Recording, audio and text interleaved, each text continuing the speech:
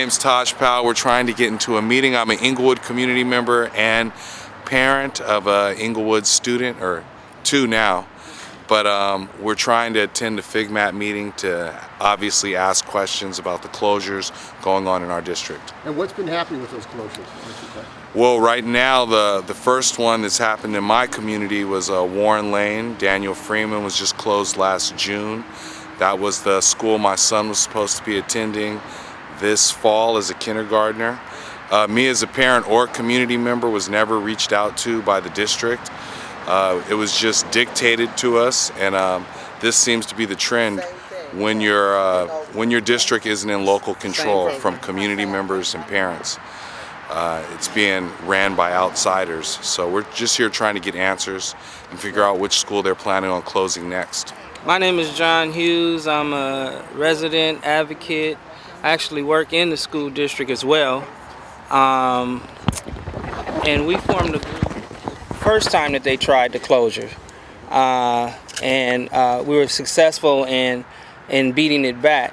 However, FCMAT itself, I believe, is connected with the national program to privatize education and to ruin public education. They were founded by an individual who attended the Broad Academy. I don't know if you're familiar with that. Eli, the developer. And the billionaire. Yeah, exactly. So our question is, what are all these billionaires' connections to charter schools and private schools, and why they're so interested? I think they're interested because they know public schools own a lot of real estate, and they want their hands on that real estate to develop and make money and profit. So we don't feel that profits should go before pupils, and we also don't feel that education should struggle for funding. We think the whole structure should be redone, just like they fund the military and they fund police and they fund all of these punitive measures. They should be funding and investing in our children in education. So that's why we're here. We feel FCMAT needs to go, and they need to go today. And California has got 180 billionaires. In Los Angeles, there's so much wealth in California. How can they justify shutting down schools when you have all this massive wealth here in California? Well, if you look at historically, education, it promotes the social order that exists. And there's a paper by the General Education Rockefeller Foundation called Occasional Letter Number 1. And in that, it states that they are not interested in the enlightenment of our minds or anything to empower us to get a piece of the pie. They want to keep that status the way it is. So if you come with an educated population, then they're going to figure out how to gain economically, how to gain in other aspects and challenge. So to control that, you have to make sure you have a system in place that really does not educate and miseducates. It trains you to be a good worker, a good laborer, but not someone that's going to challenge them in a real way and redistribute wealth. We're in Long Beach, California, and we are out here advocating for the stop closures of black and brown schools all over this state. And I am particularly What's your name? Oh, can we start over? Yeah, we can start over. Okay, I'm ready. What's your name? Why don't you introduce yourself? Yes, good morning. My name is Gerald McClinton. My friends call me Jahara, and I'm with a group called Parent Voices of Oakland. We're a grassroots parent-led organization that assists in bringing solutions to early child care and education. And I have a special needs son, and it seems like there's something going on in California where they're closing down our brown and black public schools, especially the ones with CDCs.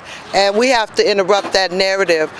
Something's going on for profit and for our demise. And I'm happy to be here with my group to lend my talent, attention, and energy on a good cause. The children are our future, and we have to equip all children so we can have a great nation here. My name is Christina Molina. I am an alumna of USD. I'm a special learner, and I have children with learning disabilities at OUSD, 4 of them.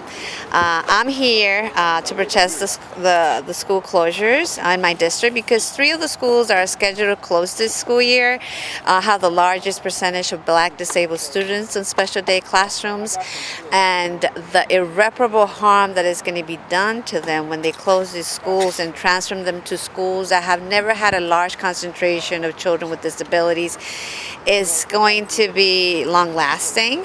It's going to be hurtful for their development and education. Children in special day classes are children that have autism.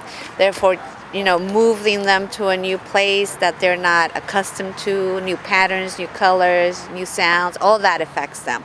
So the fact that they're just closing that without any equitable consideration for their pain and suffering is the greatest injustice that could be done in education in today's history. And you think they're targeting Black and brown communities? Why is that? Is it racist? Is it the property developers? What's behind it? In my opinion, it's because, they're targeting communities where there is high stress, right? Already there's a lot of stress. Yeah, District 7, where they're planning on closing the schools, has the highest food insecurity, highest crime rate, highest unemployment, the highest percentage of households with single parents. So we're dealing with so many issues that to even have to fight for this is just so overwhelming, so overwhelming. So but you come all the way down to Los Angeles. Yeah, I can't. That's a long trip. That's a long trip, and that's how serious we are when it comes to defending, children with disabilities. And the injustice that is happening, not only to them, but also to the teachers that have worked so hard. And by the way, Grass Valley, one of the schools that they're closing with the highest percentage of disabled students, Black disabled students, is a role model nationwide. So the fact that they're trying to convince us that they're closing schools that are under-enrolled or that, are poor performance, that's not true. Grass Valley is fully enrolled because you're not going to have 25 autistic children in front of a teacher, right? No. Those are special day classrooms that require a smaller percentage of students. So it is a fully enrolled classroom. It's just the way you want to interpret that. So I think we're here to stop, the harassment of our community that began in 1492 and hasn't ended. So we just need to, bring this facts to the community and stop the madness. Okay, mi nombre es Eduviges. Vengo de Oakland. Y la razón que estamos aquí en la ciudad de Long Beach es porque no queremos que cierren las escuelas, porque les es para un bien, un futuro para nuestros hijos. Y al cerrar las escuelas es un mal que le están haciendo a nuestros hijos, un trauma. Y pues aquí estamos para seguir que no cierren las escuelas para el futuro de nuestros hijos. Sure, I'm Peter Raciopo. I'm a student at University of California. She was just saying that she's here because they're closing the schools and it's a trauma for the students, and so she's here to oppose the closing. And why are you here? Well, I'm here to support. It's criminal the way that the LA education system in general. The classes are overcrowded, understaffed. Teachers are treated terribly. And people in the community have to stand up for public education and stop this attempt to really dismantle the whole public education system and replace it with charters and privatization. So. And the Democratic Party is in charge here, Los Angeles and California. Why are they targeting Black and brown schools?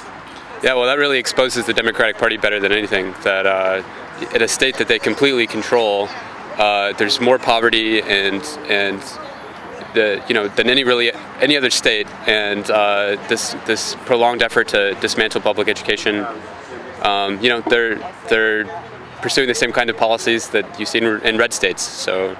What I found so interesting is when our family moved from San Francisco to Oakland, the school system had a few fractures, but someone like me was still able to succeed if I didn't go to college because they had training During the summer, you could get a summer job through CSEA, which taught me leadership, accountability, and how to find my own place in the world despite not going to secondary.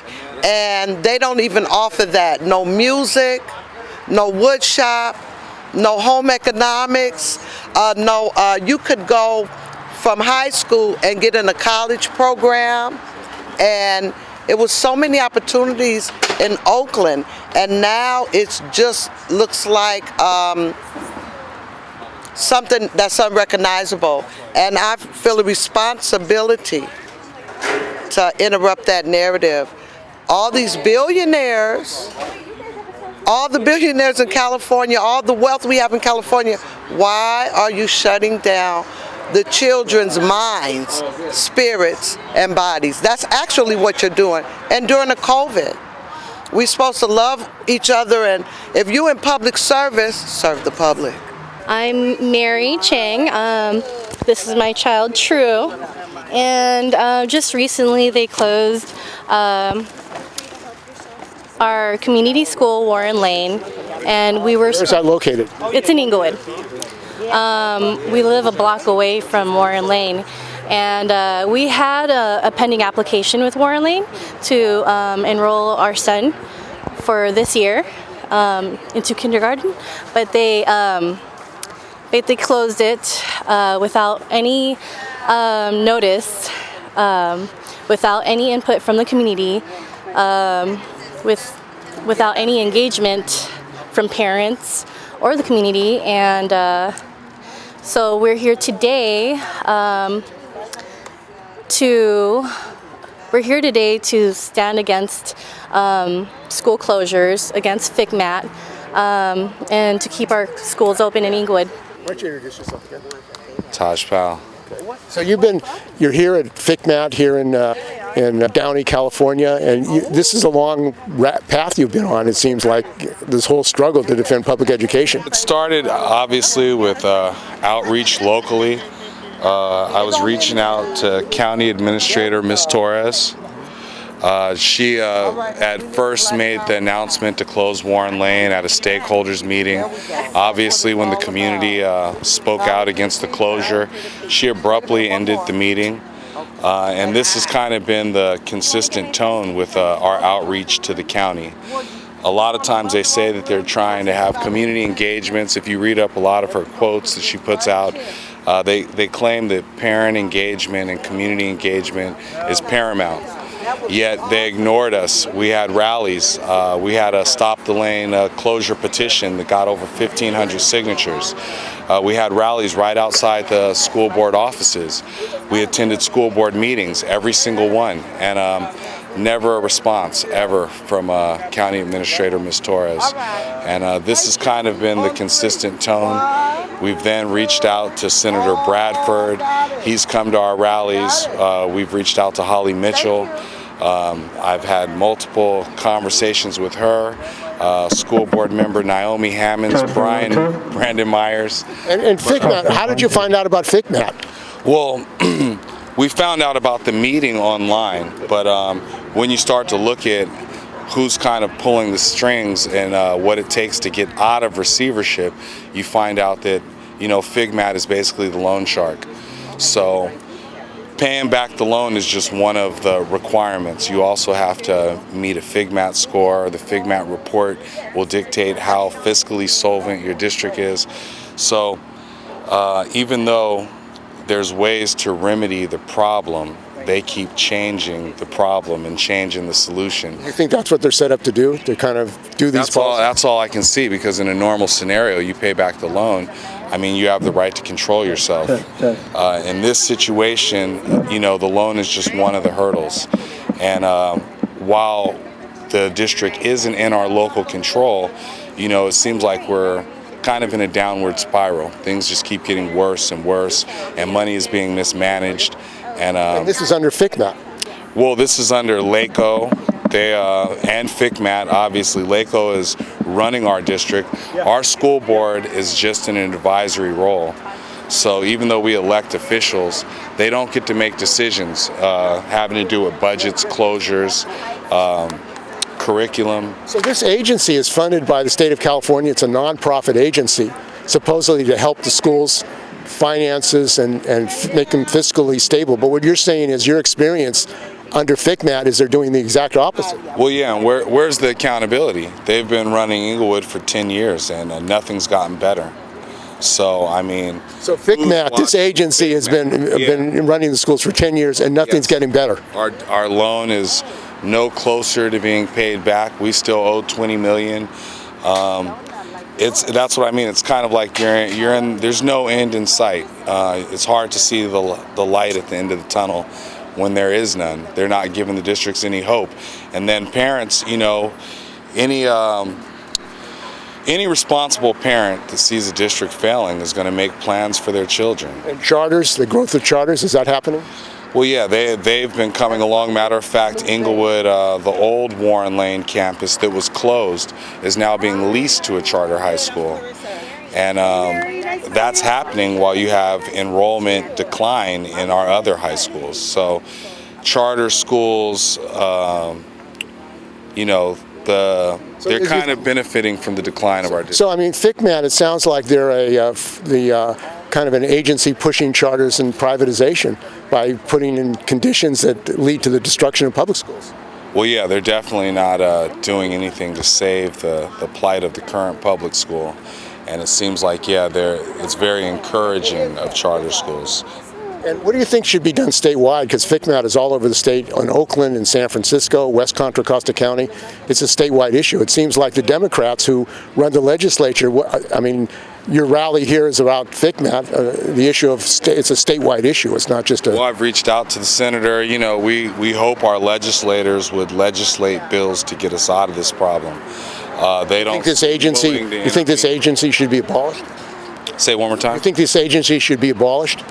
Well, yeah, I think the practice should be abolished, and I think, you know, the people, the legislators that wrote the original bills that allowed for this should now be writing bills to get us out of this instead of standing on the sideline and, you know, watching the community scream for help.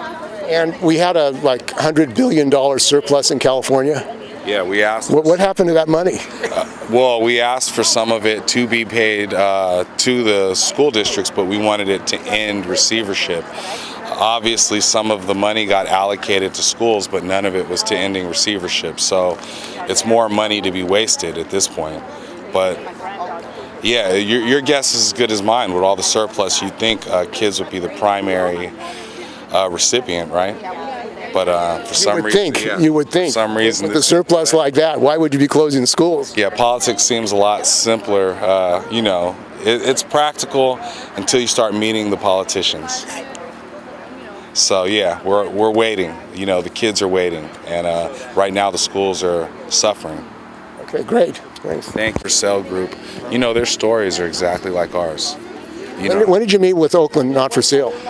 I don't know when we first started. I think I first started contacting them. I don't know. I'd have to say. But the stories were similar about what was going on. Yeah, we started reaching out, and basically that's how we started putting together events like this. And then obviously we went up to Sacramento to support them. They're down here to support us. What happened in Sacramento when you went there? Well, we went up there to support. Is it Mia Bonta's bill, the AB 19?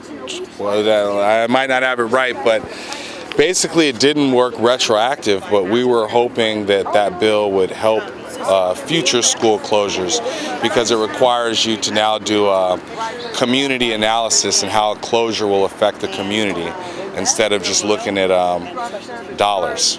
So hopefully that will help with future closures, but it still doesn't do anything legislatively to end FCMAT control and receiverships and how districts can, you know, easily get out of this predicament. Is this a rogue agency? Rogue? Rogue. I mean, is it out of control? Is this agency out of control? Yeah, I think so. I think so. The fact that we're standing here and we were denied access to a meeting they said was open to the public. It's out of control, and I mean... So it's a public-funded agency. Yeah, it is. But they say it's no room for the public? No room for the public. They didn't have capacity. their office space didn't have capacity.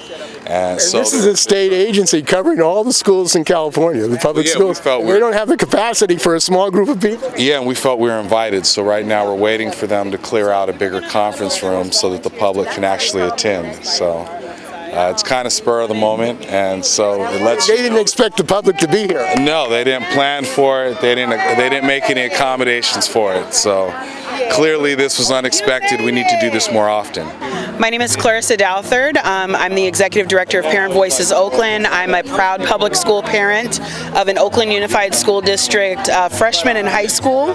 And I'm out here to be in solidarity with our Southern California brothers and sisters and public school advocates. And FCMAT, what is it, and why did you come down from the Bay Area to Los Angeles here in Downey? FCMAT has been a quasi-governmental organization that's been operating for years with almost zero accountability and transparency. They have, quadrupled their, I don't even know if quadrupled's the word, but they have expanded their budget with these massive contracts to the state to enforce policies of austerity and budget cuts that have, and also trusteeship that have absolutely diminish the ability for our children to have healthy, safe, nurturing environments. Our children meaning black and brown children. And so many of our allies have been studying FCMAT for years, since 1996, and have seen the devastation to our public school infrastructure, coupled with Proposition 13, which took money out of our school districts.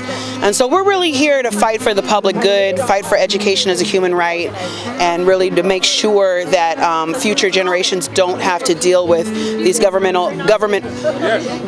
quasi-governmental overreach. Right? Non-profit funded by the California government. Absolutely, absolutely. And our governor and so many of our legislators keep saying that their hands are tied, that they're really accountable to this organization that is not a part of our democracy. We do not elect these people. These folks are appointed and we don't know why. Who are they? What I understand is that most of them are superintendents. From rural districts. From rural districts, oftentimes districts that, have incredible amounts of anti-blackness in their institutions, who have a lot of anti-immigrant and xenophobic rhetoric circulating. So we see our especially our community colleges, as well as our K through 12 system, and we're here to fight also for early education, to fight against privatization. Right, that means that our communities don't have real sovereignty and autonomy over our future and our education. So. And I understand the Oakland School Board sent a letter to Tony Thurmond asking him to reject the order or the proposal by FCMAT to cut back in Oakland schools. And what happened with that letter and Tony Thurmond? Well, to be honest, I wasn't a part of the letter being sent, but I do know that we've had 16 schools proposed to be cut. We've heard a lot of different information in terms of FCMAT's role in that, but I'm part of a campaign called the Reparations for Black Students campaign in Oakland. And that campaign, one of the demands in a resolution that we proposed to the school board was to end school closures in majority black schools. And They're not closing any white schools in Oakland? No, they are not. They are black schools. Just black schools. In fact, one of the schools on the list was the oldest elementary school in Oakland. Prescott Elementary is over 100 years old, and it's a black school. Generations of black students and families and teachers and have gone there, and it was on the chopping block. And so Chris Learned, who is a representative trustee with FCMAT, showed up to the board meeting for the first time and said that if our school board passed a resolution asking to stop school closures, that that we would not be able to legally pass any resolution asking for black students to be invested in. I mean, it was a horrible moment. It scared community, and we're tired of being scared. We're tired of being pushed around and told what our communities deserve when we know what our children need. So FCMAT came down to Oakland and threatened you. But they can't. Trustee threatened our entire community when we had a list of self-determined demands to support black students in our district. So they're very concerned about that. They were extremely concerned. This person never shows his face. We were like, oh, and that's when we knew this was important. This was critical. So, yeah. So you got the message. FCMAT you need to deal with. That's right, absolutely. And this is a historic moment because, you know, to bring Southern California and Northern California together to really in person, in action, you know, physically show our presence to this government agency as a target and a message to the governor. I think this is a historic moment. I think for a couple decades, people have been talking about this, and we're only going to grow our coalition from here. This is Oakland and Ingelwood, but we're organizing, we are organizing districts, community organizations, and youth and parents across the state to address this problem and dismantle this institution. And California has a $100 billion surplus. 200 billion, and you know, I mean, all that money, and yet they're closing public schools in California. That's right. With the amount of wealth hoarding, the surplus, this extra money that our state can't even spend, so much of it is actually earmarked, and it is because of the GAN limit. It has to be spent on infrastructure and education. The money, the surplus money, because of the tremendous wealth and profit from oil, from gas, from real estate, right, from these places, from these industries that extract from our communities, because of the surplus, they are actually, that money is supposed to go to infrastructure and education, and they're closing schools down in this moment. Governor Newsom, a Democrat, you got a Democratic legislature with a 2/3 supermajority. What the hell's going on? I think that we have to really look at the need for change within any party system and look at the... What do the Democrats in Oakland say about this? Wanta and Skinner and all these Democrats, what are they saying? I mean, we've partnered with Senator Skinner, I think, who has been really empathetic to what's happening in Oakland. We really want to make sure that the governor understands that Oakland is important, that black families and black students are important. I think our legislative delegation has been mostly supportive and doing what they can, but ultimately, these bills come across the governor's desk, the budget is signed by the governor, and if the governor does not want to prioritize black students, then we have to organize. Also, I mean, they're trying to privatize the Port of Oakland. Yes. With the longshore. Why don't you talk about that? It seems like they're going to give John Fisher, a billionaire who owns the Gap and the A's, $850 million in tax money to build a state. Yeah. Well, honestly, I'm not prepared to speak on that just because I haven't been as part of that struggle. But I do know that the ILWU, which is our longshoresmen local, they have really been fighting back against this development, and it's a very complicated conversation in terms of what kind of community benefits can be negotiated. But what I do know is that there's people are looking at the environmental impact and also the land grabs that school closures are definitely a part of. Right? There's connected, and this guy John Fisher owns the rocket ship and KIPP Academy, and so he's. KIPP West, a lot, most of West Oakland has been overrun by charter schools. I mean, that's just a fact, and I think there's actually parents here today that can speak to that directly, that have come from these communities, come from West Oakland, and have seen the ways that charter schools, gentrification, late-stage gentrification and displacement have just transformed this historically black. I mean, the Black Panthers actually, historically originated from. So.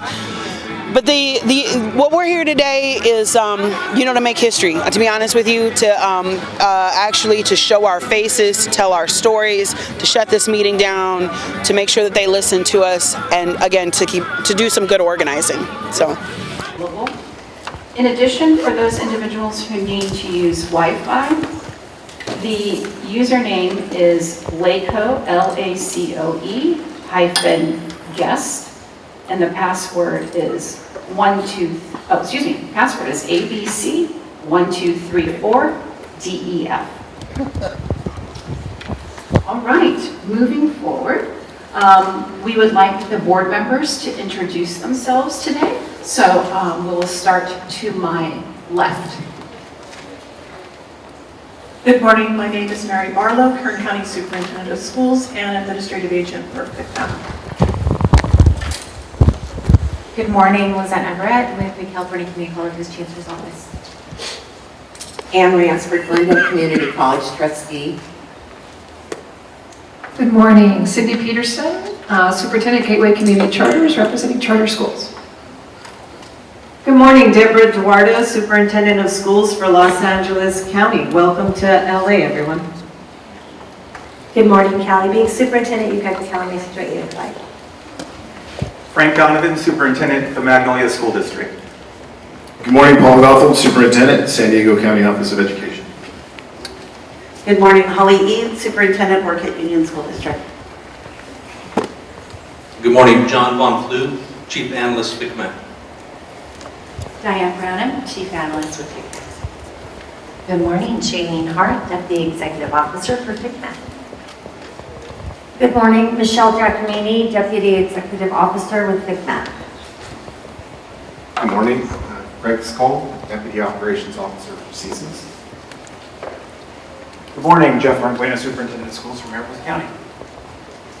Good morning, Sarah Noguchi, Superintendent, Modesto City Schools.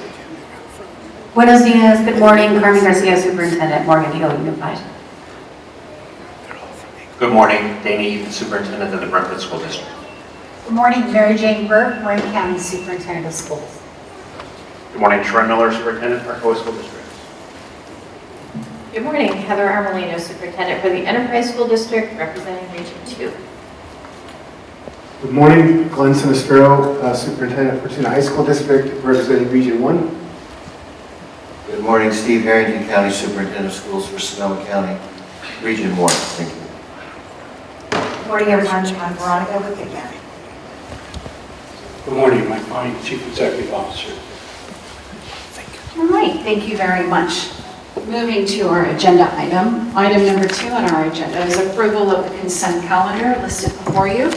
Item A is the approval of the agenda for today's meeting.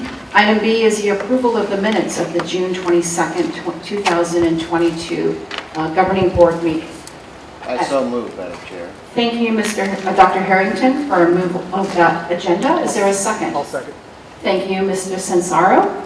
At this point in time, we will open it up to public comment. This is public comment, and I am a parent from Oakland Unified School District, and we're here at a public meeting that is created for the public to come and speak. And I want to read something on the record for you all that represent public schools and public dollars, and are forcing closures on our school sites of Black and brown children. A group of parents from Oakland to Ingelwood are currently at your annual board directors meeting to demand accountability from FCMAT and to call on our state to start funding schools, parents, students, and communities harmed by years of racist practices that have put our schools at a disadvantage. Our communities are organizing and have won new investments to keep our schools open. We helped lead the fight alongside Assemblymember Mia Banta for the monumental passing of Assembly Bill 1912 and made a 13% increase of public school funding for Oakland schools with state mounings in July, secured public commitments in August from state and local legislators in support of Parent Voices of Oakland, demands for educational and economic justice, to reinvest in our schools and early childhood education across the state. Despite these efforts, FCMAT has embedded our educational systems and their communities with adults, resulting in mandated and unnecessary loans, exorbitant fees, and unachievable financial outcomes. Oakland Unified School District has remained under state receivership since FCMAT's creation in 1991.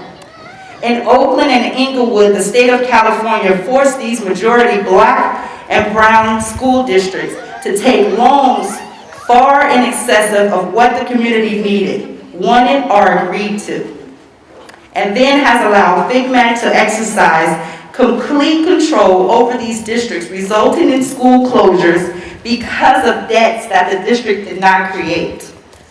Therefore, we demand FCMAT reimburse local districts for costs in Kern doing state takeovers of school districts, including Oakland, Ingelwood, and other districts. We demand Governor Newsom make stable funding for majority students of color districts a priority in his next budget. We demand Governor Newsom and state education leaders commit to a multi-year approach to early and K-12 education so that we can bring stability to the classroom and success for our children. Restore local sovereignty to districts of color currently under FCMAT's control. Until 1978 and the passage of Proposition 13, which is a dismantlement of public educations and public schools that have held in communities for generations upon generations. Because of these property taxes furnished in 2/3 of our state's education revenues after Prop 13. Excuse me, ma'am, we need to wrap up your comments, please. Well, here's the ending of it. We're here to let you guys know that this is only the beginning of what we're mobilizing. And we're coming to you guys as states next because you represent funding that is going to our schools to give our children a future. And this situation here, this group and this corporation that is formally funded by billionaires who come in and tear up our communities and our public education systems. We are here to put you on notice, along with the governor, and to let you know that we are here to fight for our children until they can fight for themselves. Save our schools. I want to make a general. We have a from Oakland and doesn't have time to stay till the end of the meeting. And we were invited in, so we just wanted to make our comments inside since we were invited to come inside. So we'll keep the comments as we get to comments. And one at the end, if that's the discretion of the board. It's at the discretion of the public. It's the discretion of the board to allow for So this unelected, unaccountable board has the discretion to determine when the community speaks about our schools. Our agenda has general public comment at the end of this meeting. Okay. We could accommodate the members of the public if they wish to speak in the beginning. We can do that. So we will have two public comments, opportunities to accommodate the individuals who traveled out of town who have to maybe catch a flight. So Abed, Guillen, you're from our area. Can you make that motion, please? Your neighbors, your community is here from Oakland. We can't stay till the end. So what we just passed the agenda item on the consent, which was the approval of the agenda. What I can do is ask for a motion to provide a second public comment at the beginning of the meeting, which would probably be like in 2 minutes. There's a motion, and if there's a second, we'll have the board take a vote, and if it passes, we can add a second public comment to the beginning of the meeting. Would that be meeting the needs? If it passes. Okay. Is there a motion by the members of the FCMAT board to add a second public comment at the beginning to accommodate out-of-town members of the public? Thank you, Dr. Duardo. Is there a second? Thank you, Dr. Morales. There is a motion and a second. At this point in time, is there a public comment? I'm assuming, because we're taking action, I'm assuming, is there a public comment in support or not support? We're going to have to vote, so. Yes, there is public support for us to make comments. Is there not? Okay, hold on. This is public comment on this motion. So if there's no public comment on the, okay. So if you take public comment on the motion, we still have to vote to pass it, and then we can then open it up to public comment. So my public comment on the motion to allow public comment is that we should be allowed to make public comment. Okay, thank you. Thank you. All right, any others? Let's call for a motion. All in favor say aye. All opposed? Motion carries. We are now going to open up public comment, general public comment, at the beginning of the meeting, and we will still have our public comment at the end of the meeting. In order to accommodate time, we're going to limit public comment to 2 minutes per speaker. So with that, if you could please. My name is Dr. Frankie Free Ramos. I'm a former parent of Oakland Unified School District students. I got a doctorate in education policy and politics at UC Berkeley. I studied teacher and community organizing against school closures. I studied this because what I saw was that there was a pattern across the country, across the state of California, of states and billionaires with vested interest in changing neighborhoods and displacing Black and brown and poor communities by closing schools so that they can build new schools, charter schools, whatever rich people who want to move into the beautiful communities that we have built. I have seen across the country the devastation that this has caused on children, on teachers, on families. You're going to hear from some parents here that are from Oakland and from Ingelwood who have been for many generations connected to a school.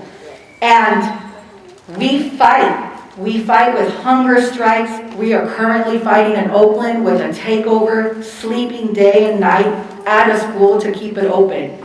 And we also know that the reason that our elected school boards are deciding to close schools is because this little known entity, FCMAT, who has been vested with the power to decide how districts can balance their budgets, how they can get out of so-called fiscal austerity, which, by the way, how are districts in fiscal austerity in one of the richest states in the entire country, one of the biggest economies in the entire world? We call BS on the whole concept of fiscal austerity. We call BS on this body here dictating to school districts that they must close schools. When we say we have other ways of balancing budgets, other ways of saving our schools and getting our districts right so that they serve students and communities, FCMAT says, no, you can't. You must close schools, and that's what we are here to demand an end to.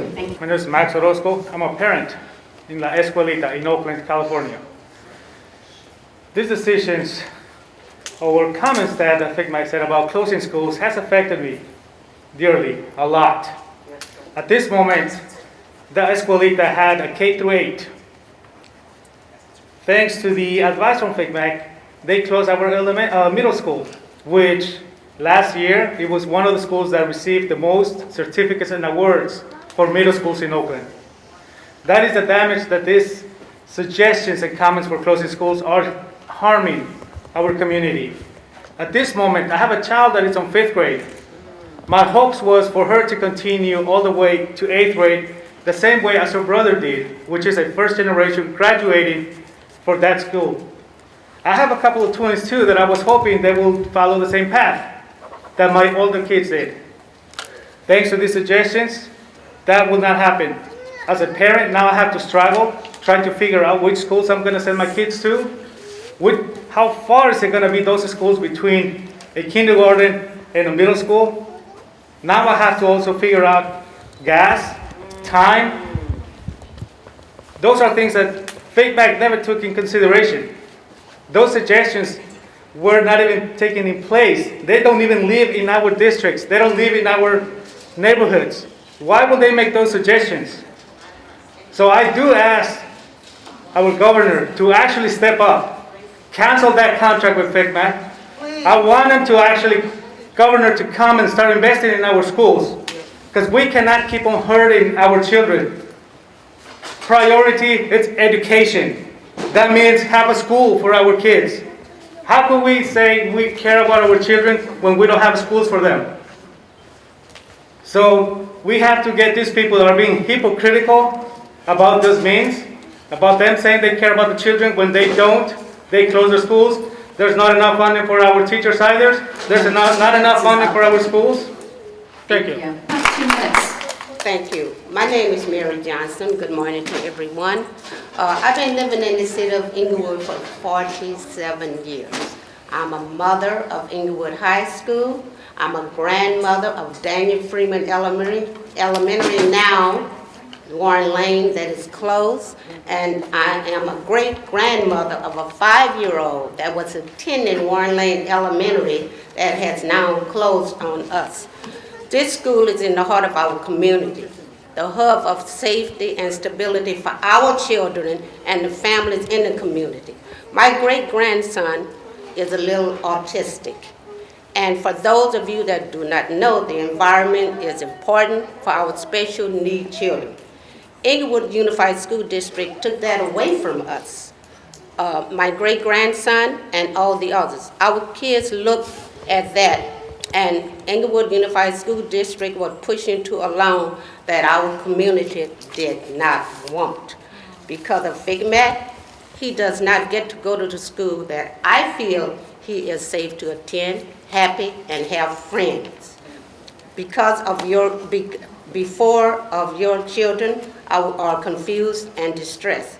I'm standing here today for him and the all other well-beings.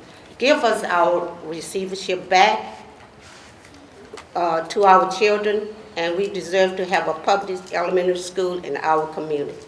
My t-shirt said, silent grant consent, fighter for the rights to receive equitable education. Thank you. Thank you. You have 2 minutes. Thank you. My name is John Hughes. I'm a parent. I'm an educator. I'm an activist in the community. FCMAT represents the extension of the systemic failure to address the impact of racism and all of its tenets on predominantly black and brown districts. Historically, culturally, and social theories embedded with this philosophy of the white man's burden to teach all of us how we should run school districts. But they ignore the historical impact. The gaps that we speak about are historical gaps created by this process. Yes. Now, accountability is a must. And how can an agency oversee the local control and the local decision making of a community based on a punitive process that seeks to punish instead of educate children? See, this is the question. Financial mismanagement, whatever the situation, is harming children and community, and it's not being addressed because there's an indifference and there seems to be a tolerance for our suffering, and we're not going to accept it.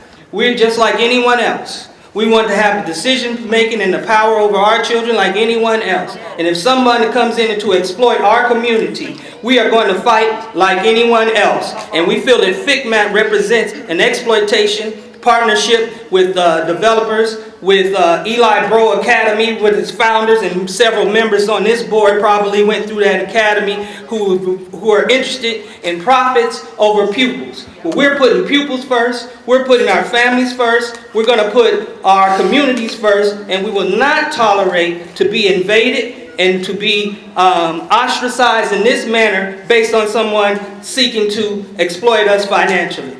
Thank you. All right. You have 2 minutes.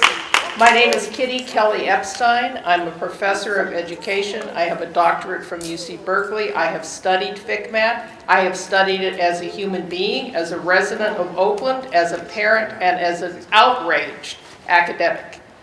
We have fortunately found our brothers and sisters in Ingelwood. We in Oakland, who have been fighting this for all these years, we found our brothers and sisters in Ingelwood, and we are looking for our brothers and sisters all around the state who are being tormented by the decisions that FCMAT is making.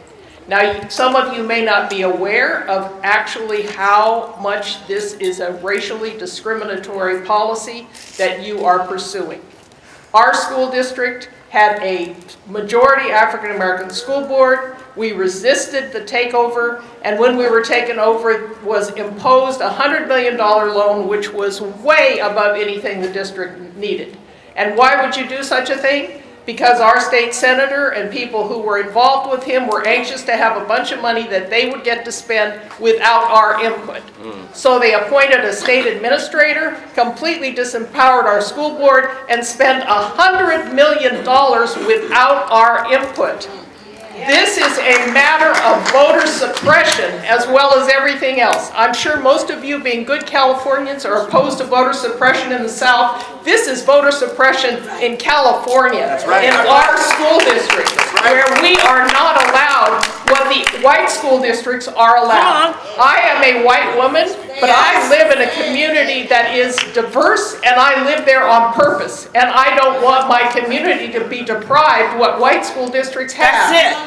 We are not allowed to select a school board which is fully empowered, and all the other districts that have been taken over are districts that are black and brown districts. Amen. I would like to suggest that you go to Piedmont or Beverly Hills or one of the districts around here with money and try taking over their district. They are not going to allow it. So why do you think you can do that to us?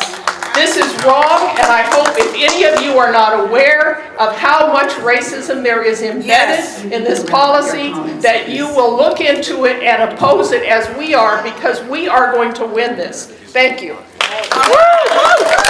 Thank you, Kitty. What you heard is that this is about sovereignty, this is about democracy. When I arrived here, I was told that if I wasn't on the list, I wouldn't be allowed into the meeting. And I said, excuse me, is this or is this not a public meeting? And thankfully, there was a gentleman who was more appropriately attired than I and had a lighter shade of skin than I, who said, yes, this is a public meeting, and I was indeed let in. This is ridiculous, y'all. This is ridiculous. My name is Zach Norris, and I know that since my ancestors got here, we have only gotten as much democracy as we have stood up for and fought for. And that's why we are here. I have two daughters who were, when they were in the 2nd and 4th grade, our school was closed in Oakland. And they're still traumatized. We stood up then, and we're continuing to stand up. There was a teacher who got knocked over. There was a kindergarten parent who had his ribs cracked by the school police at a school board meeting. This is what you all are supporting, and do you know how I know you're supporting this in Oakland? Because when the Oakland School Board was set to vote against school closures, there was someone from FCMAT who came onto the Zoom and said, oh, by the way, if you vote for this, we will overturn it. The county trustee. This is what you all are doing. We are not colonies. We are school districts. We are black and brown school districts demanding sovereignty, demanding democracy. And we know that your austerity nonsense is just that. It is nonsense. It is BS. That's right. Because if there is $75 million to expand a probation camp in Alameda County to lock up black and brown youth, you better best damn believe that there is money to fund our schools. And that's why my t-shirt says, save Oakland schools. Save Ingelwood schools. You need to stop your austerity nonsense, and you need to support actual public education. It is shameful that you are siphoning resources to charter schools at the expense of our children. That's right. We will not stand for it. I am here to say books not bars, jobs not jails, health care not handcuffs. I'm here to say fire FCMAT, save our schools. Yes. Fire FCMAT, save our schools. Fire FCMAT, save our schools. Thank you. You have 2 minutes. Thank you. Hi, my name is Sanela Osmancevic. I'm from Oakland. I live in Oakland right now. This is Layla. She's in 4th grade at La Escuelita. This is Aaron. He's in kindergarten at La Escuelita. My daughter attends 4th grade, and there's a combined 4th and 5th grade, and there are 32 kids in her classroom. How is a teacher supposed to teach 2 curriculums to 32 kids, 1 teacher? My son Aaron attends kindergarten. I have observed that there are children with special needs in Aaron's classroom whose needs aren't being met. 1 teacher, 3 kids with special needs. My son's needs aren't being met either due to the dysfunctional classroom. Aaron's teacher is an amazing teacher and a superhero, but none of these humans, little or big, should be enduring these conditions. My kids and I are here today to demand a thriving education and a future where all of our kids feel seen and heard. I demand smaller classrooms for our schools so the children can be can get one-on-one support and attention from their teachers. I also demand that principals, FCMAT, and administrators be held accountable and not be allowed to get away with lies and shoving dirt under the rug. Thank you. Thank you. Thank you. You have 2 minutes. Thank you. My name is Ambassador Dr. Zaira McLeod. I'm from the city of Ingelwood. I served on the Ingelwood School Board in 1987. I've lived in Ingelwood, California since 1972. I fought with Dr. Martin Luther King in the 60s for civil rights. And I see FCMAT as being the same racist organization that we had to fight against in Atlanta, Georgia, Jacksonville, Florida, Mississippi, Alabama, and all of them. You just have a different name. This is the way we see you. I'm a child of God, and I want to be nice, and I want to smile, and I want to be loving, but I feel like Paul, John, or Peter. God sent me to tell you what you're doing to the city of Ingelwood and Sacramento, Northern California, is going to come back on you.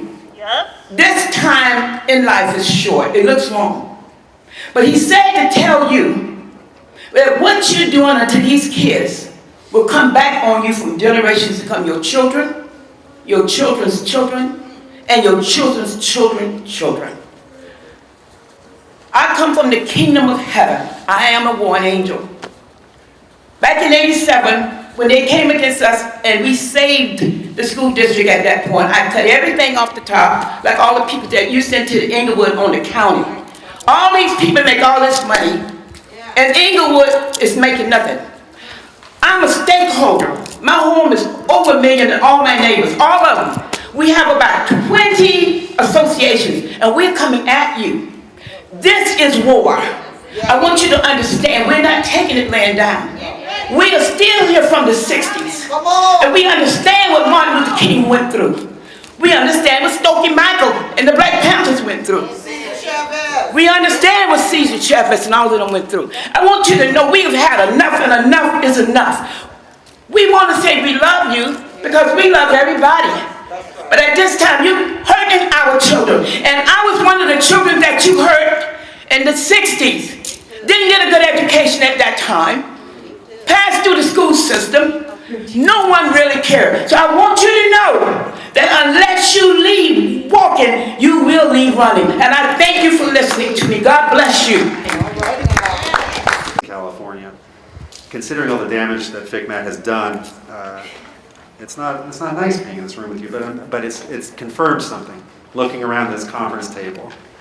And it's something that appalls me that I really shouldn't be surprised by at all. I should not be surprised that an unelected committee whose actions work to decimate black and brown schools and communities in California, I should not be surprised that this committee is made up of nearly all white superintendents and analysts. Why should I be surprised that you all would call this twisted situation of austerity by fiat local control? Local control, you know, words mean something. So I'm going to use a couple more words to describe what I'm seeing in front of me. This is white supremacy in action. Yes. This committee, its members, its actions, this is white supremacy in action. I condemn this body, its membership, and all of the racist business it conducts. Yes. Fire FCMAT. Yes. Save our schools. You have 2 minutes.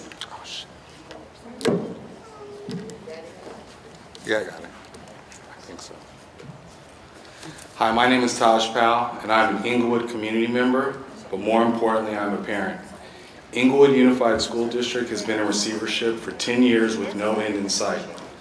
Last March, during a community stakeholder meeting, County Administrator Erica Torres announced that she was going to close the last remaining public school in District 1 of Ingelwood. Warren Lane Elementary School, formerly Daniel Freeman Elementary School, means a lot to my community. This elementary school is in the middle of a majority black-owned neighborhood and is majority attended by black students. Ms. Torres made her recommendation on the sole basis of low enrollment, overlooking the effects of an ongoing pandemic and without any engagement from the community. I live a block away from the school, and my son had a pending enrollment to attend Warren Lane School this year. There was never any outreach from the district to inform me as a parent or as a community member about the closure. Our community has started a petition to stop the closure of Warren Lane. We held countless protests and rallies, but we were continuously ignored by County Administrator Erica Torres and Superintendent Deborah Duardo. This is what happens when you lose local control of your district and decisions are being made by outsiders instead of community members and parents. That's right. I'm standing here today to tell FCMAT and LACO to stop destroying our district, stop destroying our future, stop destroying the future of our children, 10 years. stop destroying our communities, and stop closing our schools. Thank you. Thank you. You have 2 minutes. Thank you. Good morning. My name is Amir Whitaker. I'm a senior policy attorney with the ACLU of Southern California.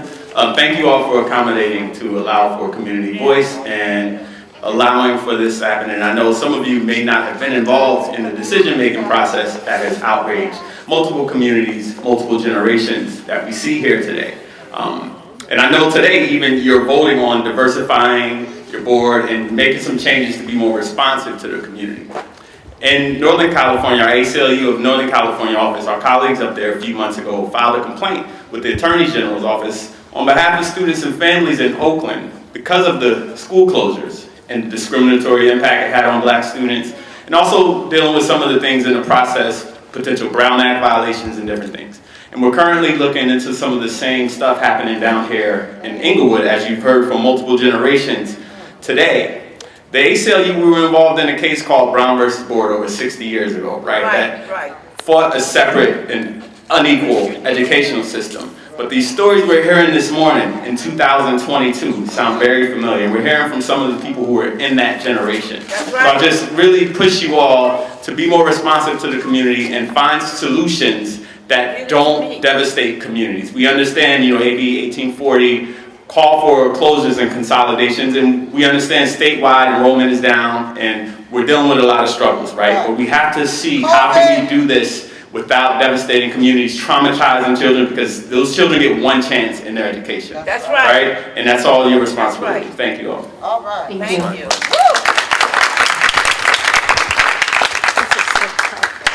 You have 2 minutes. Hi, my name is Cristina Molina. I am a disabled learner, but I am graduated with a Continental Honors from the University of California, Berkeley. I'm also a mother of 4 children that have inherited my learning disability. I have 1 in the spectrum and 3 with ADHD. I am here because the harm of school closures not only affects black and brown students, but also children with disabilities. 3 of the schools are scheduled to close at the end of the school year. In my District 7 have the highest percentage of black disabled students. And these are schools that are role models for the nation of how immersion should be done for special education children. The sad point is that these children have endured tremendous harm due to the pandemic. And now that they're integrated back into their schools and to learn that they're going to close them at the end of the year, is irreparable harm that is going to be done to these children. Children in the spectrum and special ed classrooms get accustomed to patterns, to colors, to lights, and not only that, these are schools that are role models because the children around them who are not disabled learn how to share space with children that are.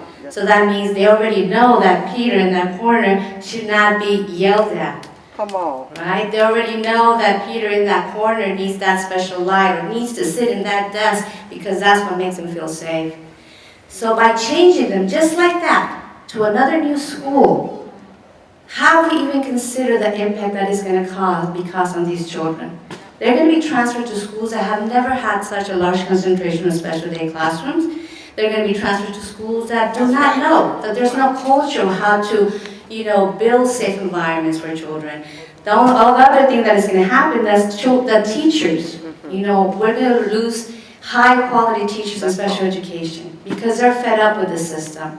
They're fed up with schools like this being closed. And by the way, these are schools that are fully enrolled. Unless you expect one teacher to take 25 children in the spectrum and then you call that a fully enrolled school.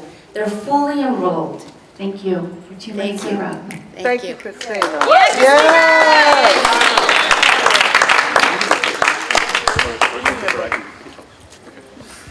You have 2 minutes. Hello, my name is Peter Rachopo. I'm a graduate student worker at the University of California and a member of UAW 2865.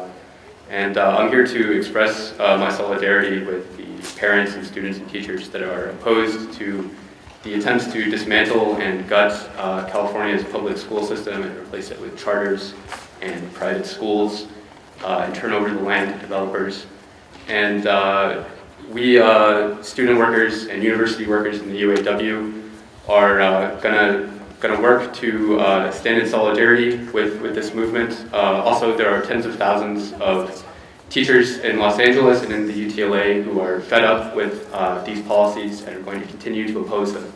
I'm also here on behalf of the United Front Committee for Labor Party. I want to say that the Democratic Party, which completely controls the state, is as much an enemy of working people as the Republican Party. This is the richest state in the country, but it's also the poorest state. There is more poverty in this state than in any other.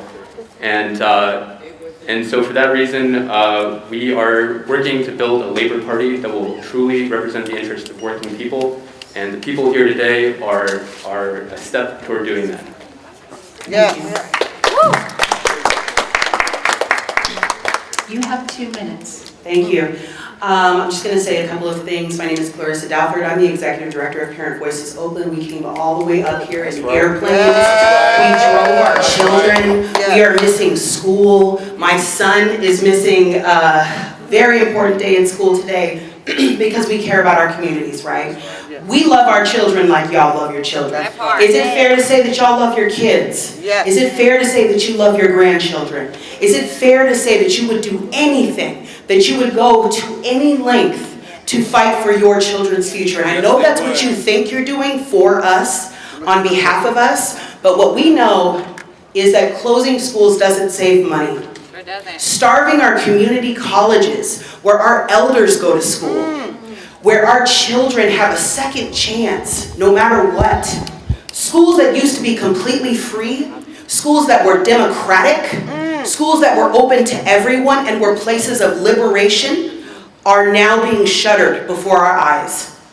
And so we're here to ask you, not ask, are we asking? Are we asking? We're done waiting. We're done asking.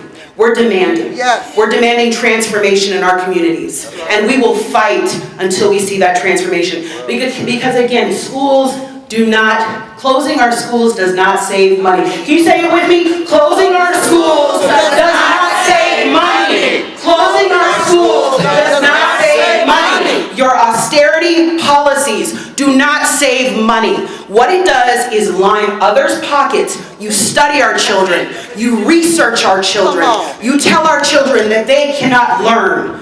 That is the message that we receive by the decisions that are made behind closed doors in spaces like these. And we are saying no more. No more. No more. No more. No school closures. No school closures. Fire FCMAT. Fire FCMAT. Or at least y'all got to figure something else out. Thank you.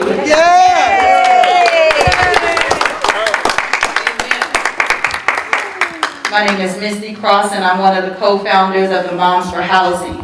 And if you don't know what Moms for Housing is, that is a group of moms that took the law into their own hands to say that we needed to have housing for people instead of them in the streets. We found out that there was 4 empty homes to each homeless person that is on the streets. The same thing that is happening in Northern California is happening right here. If you guys look to your left and your right, you'll see no one that looks like me to the side of you. That is a problem. That is an issue. That is a big problem that we're facing right now. And the reason why we're here facing you guys face on. I know this was a good shake-up for you guys because you've never had this many people in a meeting before. And that's good. Because change is always okay, right? Because you make changes with our kids all the time. And never take into consideration the impact that it has on them. Our children are our future. And this is only the beginning. We are starting here in Long Beach. But we are going to make sure this is a ricochet effect around the state of California. one of the top billionaire countries. Come on. This does not make sense. Closing schools has never saved money. Bringing in charters and making it to where it's a testing, to where kids have to get in, to where it neglects our special needs children, our black and brown children who predominantly lack resources in the communities. This is harm on top of harm. It is very nice for you to say your 2 minutes is up, because we're going to let you know when your 2 minutes is up, because you're the first on our list to be. You're the first one that we're coming to see, because we have to let you know that change is coming. In April, as you sit in that seat and you've come from where we come from and don't know, and this is the reason why we're knocking on the governor's door also, because he knows what we've been through. And instead of being a part of change and making it work for all of us, you guys are causing more harm. So we're here to fix that. We're here to say no more. We're here to say we demand change in our way, not the way to line billionaires' pockets. So that 2 minutes that you want to say is up, we'll see you in 2 weeks.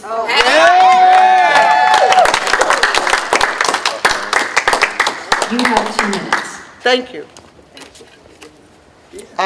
So I'm looking around, and you guys were able to be educated. Ma'am, your microphone's not waiting. We're sending over. Thank you, dear. Oh, I turned it off?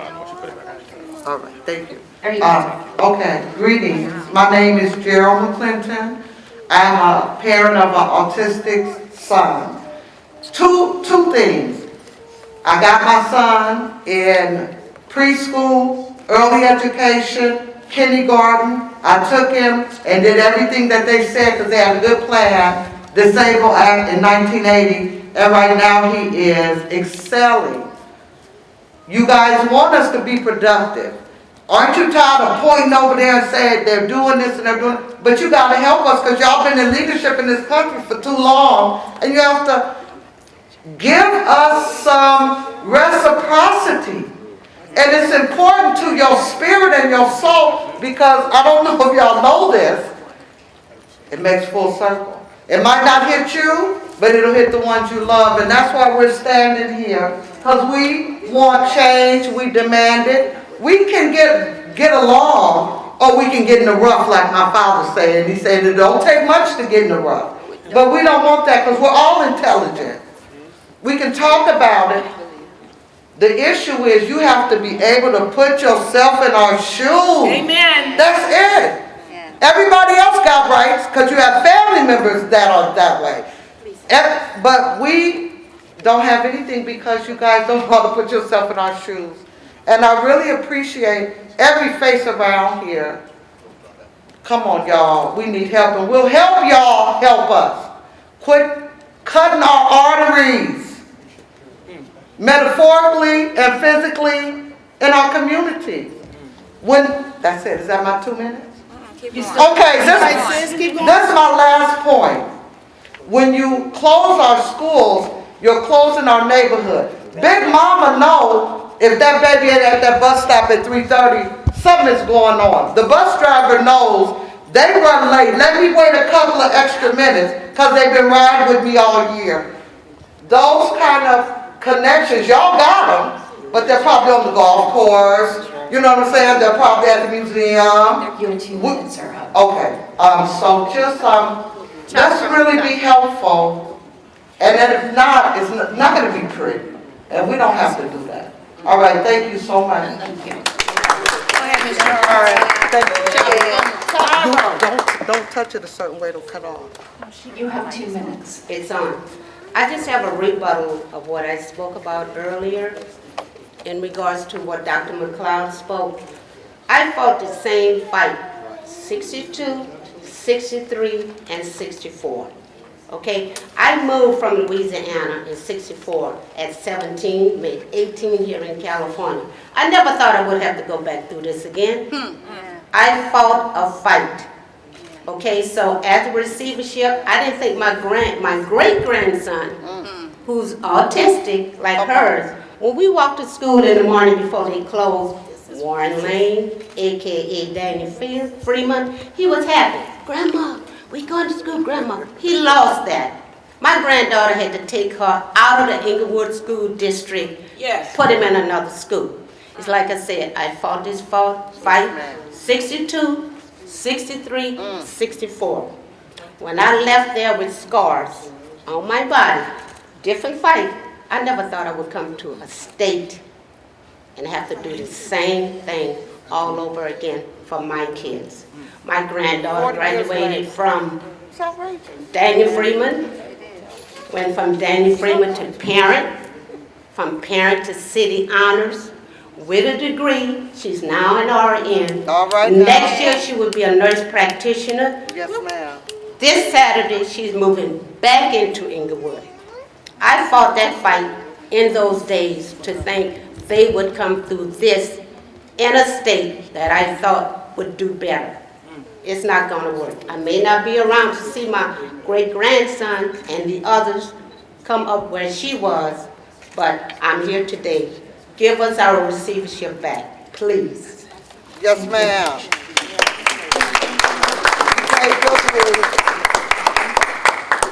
Good morning, everybody.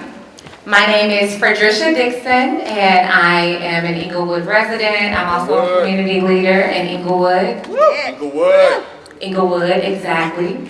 So I actually spent the past 2 weeks making phone calls to the parents of the students of Warren Lane Elementary School, which is the school that you guys just closed in our community. I just really wanted them to share their experience with me and how their children are adjusting to their new schools. And the stories were pretty much the same. The kids are unhappy. They've been taken away from their friend groups. The parents are having issues getting their children to and from school because us in Ingelwood, our Ingelwood Unified School District, I want to see Miss Eduardo while I'm saying this as well. Yeah, where's she at? She's right there. We are not providing transportation to those students. So this is a community that already has a base of about 45% that live below the national poverty rate. So for you guys to close the school, you are putting more of a strain on the parents, more of a strain on the students, more of a strain on our community. And I have to be frank with you all.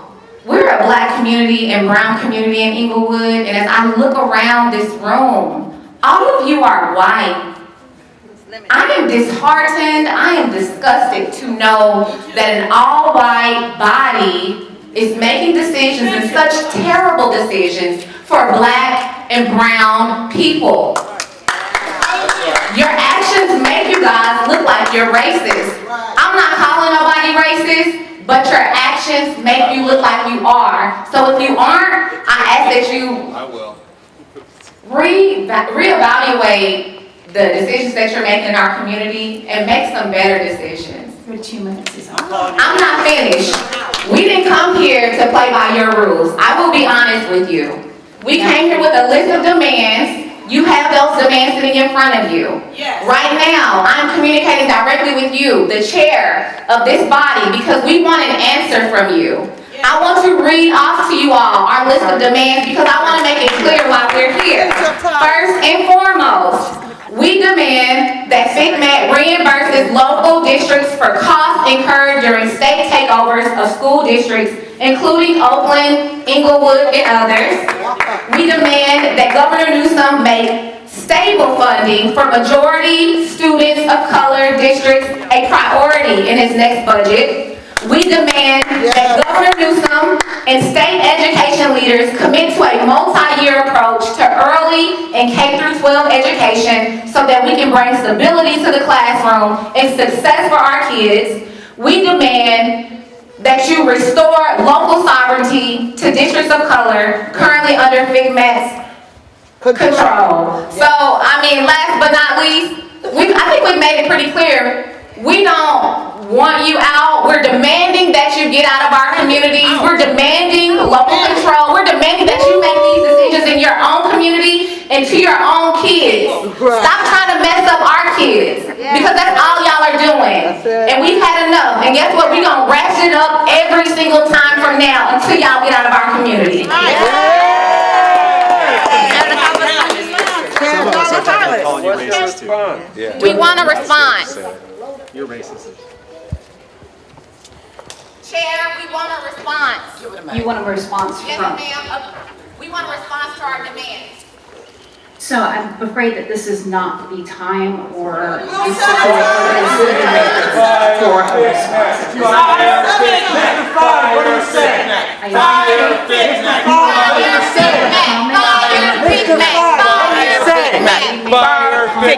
Mr. Fine, what do you say? Comment from anybody who has not made public Mr. comment. Fine, what do you say? Send an email to Eli Broad and let him know. Mr. Fine, what do you say? Y'all are really brave when y'all are Public making policy comment that negatively from an impacts individual our that community. hasn't made comment. Mr. Fine, what do you say? Okay, so we're gonna We- go, we're gonna go and close public comment. So Any we- comments from anybody who hasn't already made a comment? I think many of us have made comments here, and again, we have left jobs. We have left kids, taken kids out of school. We would like a response to our public comment. This is a public meeting. We are not sitting here just speaking into a void. There has been an impact to our communities. If you have a recommendation about a response and when we can expect one, we would appreciate that. They should have that. So thank you very much for providing public comment. It is a one-way comment. We as board members do not engage in a back and forth for the reason that the conversation could then be viewed as not agendized as a particular action or discussion item. However, Mr. Fine has said to me that he would be more than happy to make himself available to you and individuals from your group should you need to do so. As of this point right now. Yeah, please give them the mic. I want to hear from you. Give them the mic. Let them talk themselves. Microphone check. Give him the mic. We've been waiting for 20 years. And we're losing 500 kids per year. Oakland has been 20 years and Ingelwood is 10. You're not staying in Ingelwood, I can promise you You're not that. even asking them to chop from the top. They're Again, creating public comment positions that never is existed. the opportunity for you to address We've been waiting over 20 years. You can give us this much. We're tired of lining your pockets. It's over. It's time to dump it out. Comment at this point in time.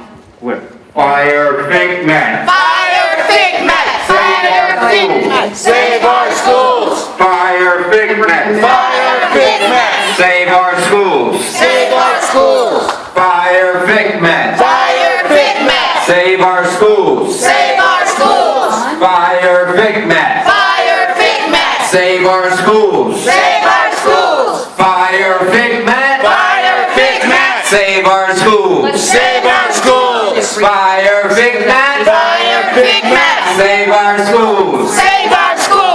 Fire FCMAT. Fire FCMAT. Save our schools.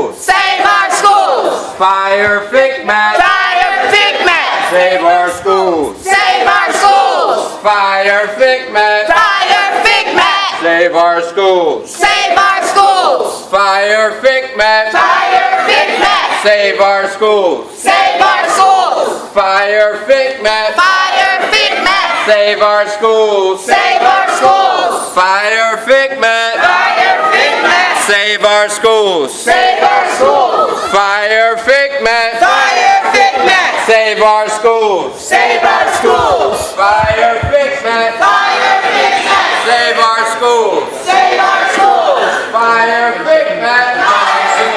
Save our schools. Save our schools. Fire FCMAT. Fire FCMAT. Save our schools. Save our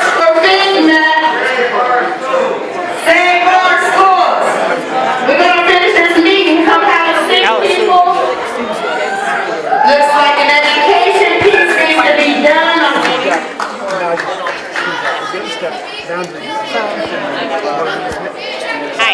Can I talk to the executive director of FCMAT? I think they're about to... I'd like to ask you, what's your response to the rally today? Yeah, I don't have a response. I gave the leader my contact information and offered to meet, and I'll come to wherever they're at. They say that black and brown schools have been retaliated against in California? I mean, you think that's true? That's not our role. We're not the ones that make those determinations. In Oakland, you ordered them schools to be closed. We're going to take these seats That's and not we want to factual. give you guys an education lesson on how you address human beings. Okay, so we're going to continue with our meeting. We are asking you to resume your seats in the audience so the board members can meet and have our meeting. We didn't select these board members, and as we told you earlier, our demands are to not let you control this meeting, how you've been conducting it. It is to listen to the people who you should be understanding the harm that you're causing. That's why I just want to convey to you, thank you very much for coming. We all heard you, and we appreciate it. You didn't hear us. What I would like to do is advise you to contact Mr. Fine, and he would be happy to meet with you to We don't discuss want this private item. meetings, we want public ones, so that everyone who's being harmed can understand how the flow of this goes. Right now, So what we're this is a doing is disruption educating you of our on meeting. That's definitely what we came. We came to disrupt this. And we're going to move to an alternative location as provided by the Bagley Clean Act, so that we can continue our business of the board. So if you're a board member, please follow and go out this door. The rest of them, thank you very much. Austerity for thee, but not for me. Fire Big Man. Fire Big Man. White supremacy.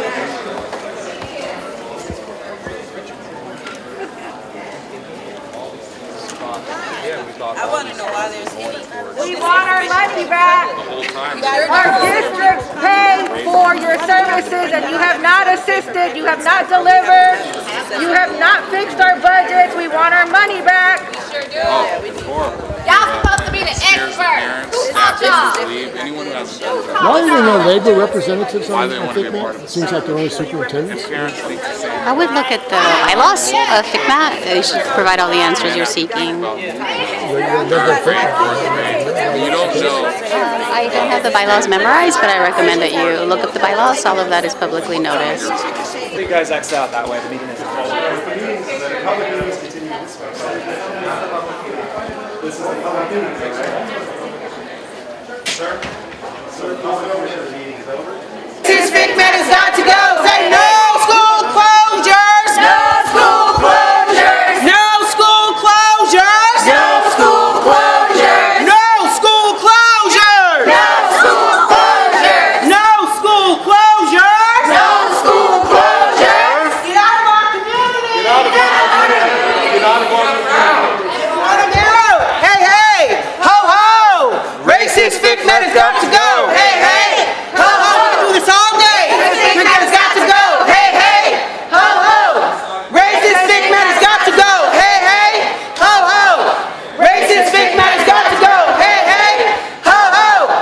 Racist FCMAT has got to go. Hey, hey, ho, ho. Racist FCMAT has got to go. Hey, hey, ho, ho. Racist FCMAT has got to go. Hey, hey, ho, ho. Racist FCMAT has got to go. Hey, hey, ho, ho. Racist FCMAT has got to go. Hey, hey, ho, ho. Racist Waco has to go. Hey, hey. Racist Waco has to go. Hey, hey. Puppet board members got to go. Hey, hey. Racist Waco has to go. Hey, hey. Hey, ho. Racist Waco has to go. Hey, hey. Hey, ho. Puppet school boards have to go. Hey, hey. Racist administrators have to go. Hey, hey. Fire FCMAT! Fire FCMAT! Save our schools!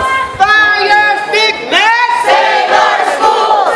Fire FCMAT! Save our schools! Fire FCMAT! Save our schools! Fire FCMAT! Save our schools! Fire FCMAT! Save our schools! Fire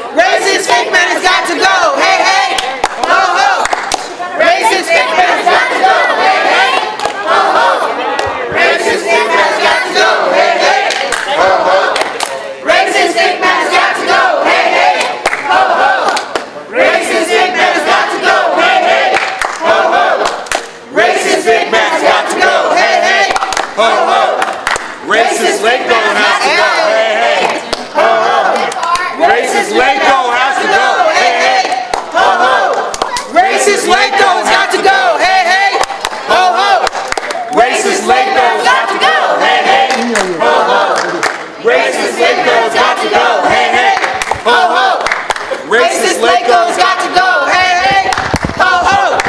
Racist Laco's got to go. Hey, hey, ho, ho. Racist Laco's got to go. Hey, hey, ho, ho. Can you talk about the segregation? It seems like there's more segregation now in California. Oh yeah. And talk about the laws. There was a decision to prevent segregation. It seems like it's continuing. Right. No, we still see there's a separate education system for a lot of people. That's why we have a lot of communities of color fighting, because they're not closing all schools. They're closing specific schools in specific districts. So that's supposed to be illegal, isn't it? Well, if we live in an equal society, right, and it's so I understand it's complicated because the decision to close Warren Lane specifically, was voted on by a committee. However, even the process, right, there's supposed to be a process where communities are more involved and engaged. And what we're seeing here today is proof that they weren't engaged, that they weren't talked to, right? You have grandparents talking about the impact of, walking their children to school and how they won't have that anymore. So there are laws passed. I mean, in California, there's court decisions that California had to treat all the students equally. Right. And it seems like they're flagrantly being violated. Right. So that's the thing we see, right? Law alone doesn't protect communities, and this is why the communities are here standing up to defend and save their schools. Why is the government getting away with it? Why is there no accountability? You got the governor, you got a legislature, what's going on? Exactly. These are questions that the community have as well, right? They're wondering, how is their school being closed? There's a school desert now in Inglewood, in the historically black area, right? And the only black elementary school in Inglewood was closed. So, yeah, they're opening up charters. They're opening up charters. Opening up charter schools. The state has forced charters on Inglewood for over 20 years that have also taken away from their enrollment. So, You think that's what FCMAT is doing? Well, going back over 20 years ago, not specifically FCMAT, but the State Board of Education and others have required Inglewood to, take charter schools, and that's also taken away from the enrollment. And now we're having this issue because of the enrollment. So, the state has forced some of these conditions on them that they're punishing them for. So, Okay, thank you. I'm Amir Whitaker. I'm a senior policy attorney with the ACLU of Southern California. The district, how long has it been going on? As far as the district has been, the receivership part has been 10 years, as longest in California history. The struggles started before that, internal. It's always a fiscal issue. They've had a fiscal advisor before when the county have advised someone to just oversee the finances, at least on 2 occasions since I've been in district. That's been like 30 years. But as far as with FCMAT and this takeover, it's been since, like I said, it's been 10 years. Our struggle is that we've had about 7 different administrators in charge of the overseeing of the exit plan that never exits. We've also, the county took over 2018 with AB 1840, which changed the law. And I think that's significant because the law used to be very, very difficult to take land or take a school, close a school. It was a very cumbersome process.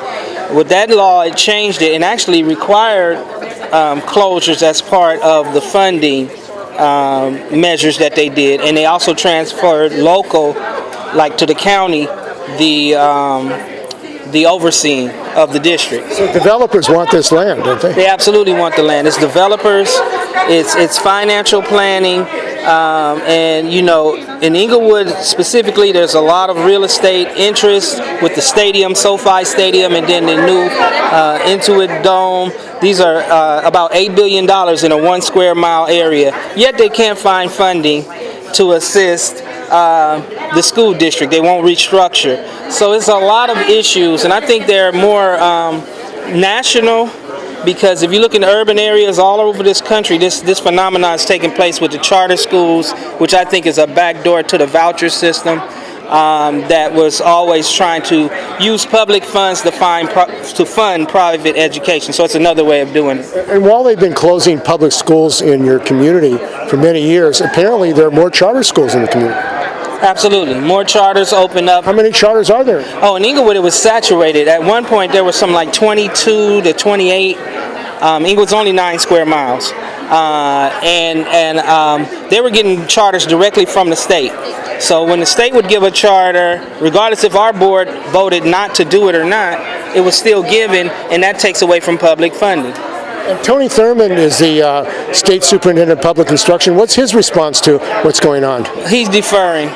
He has some tape messages and some scripted comments, but he's deferring. He doesn't even want a part of the inherent issues that's obvious with the school district. Sounds like systemic racism. Well, yeah, that's there. We know that affects all parts of society. Definitely education. And to me, it's the new segregation. When they talk about Brown versus Board of Education, well, they've changed it a couple of ways, tracking and other ways, but you still have it. You have it because you have these economically oppressed communities who are still struggling for the basic necessities to get a good education. So that's not by chance. Good. Billy!